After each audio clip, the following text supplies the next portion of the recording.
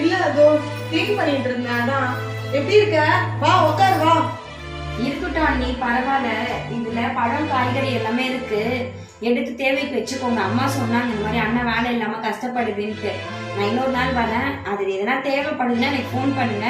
காசு அண்ணன் அக்கௌண்ட்டுக்கு போட்டு விடுறேன், சரிங்களா? செலவுக்கு வச்சுக்கோங்க. ஏன் இதெல்லாம் வாங்கிட்டு வர? இருக்கட்டும், நாங்க பாத்துக்கிறோம், நாங்க சமாளிச்சுக்கிறோம். எதுக்கு உனக்கு தேவையில்லாத கஷ்டம்?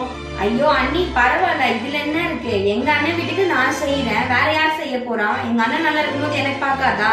சரி, அண்ணா வந்தா சொல்லுங்க, நான் போயிட்டு வரேன், சரிங்களா? அண்ணன் வேலை கிடைச்சதே மறக்காம ஃபோன் அடி.